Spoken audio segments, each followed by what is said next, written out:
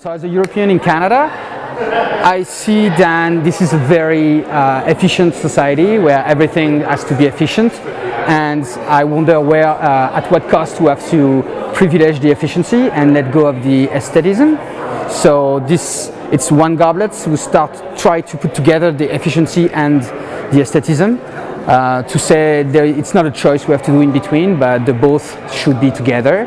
So that's why in one cup there is a puzzle, and on the other cup wallpaper we were on my grandmother's place when I was young, and it's always been a recurrent pattern that I never really found a meaning to it beside being pretty. And that was bother me because pretty can be quickly boring, but the puzzle is fascinating and meanwhile very boring because you have no surprises.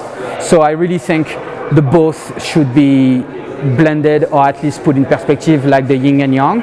So in each cup there is actually a little button which talk about the other theme of the other cup, like yin and yang, to really intricate them together.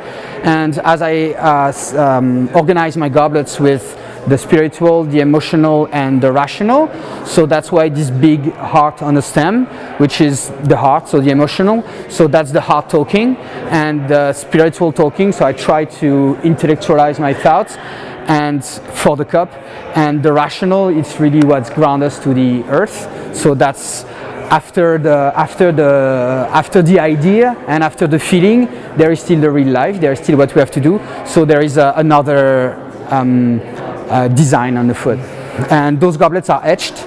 So they were using this technique in Nuremberg, for example, in Germany in 1550. So this is a direct link or wink to the tradition of glass.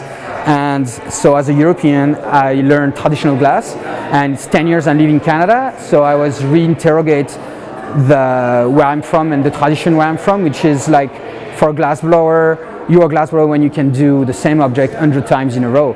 And for me, you're an artist if you cannot reproduce the pieces that you've done yourself.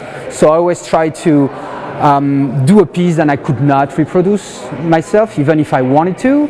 Like this, it's really the piece of the moment. It's like a happening or ready-made, which is like it's happened now, but tomorrow something else will happen. So the pieces will be totally different. And I think that's it. I noticed that there was some writing on it. What does the writing say? So the writing said, to the god of efficiency and utility, we sacrifice. To the god of functionality and utility, we sacrifice the aestheticism and his pleasure.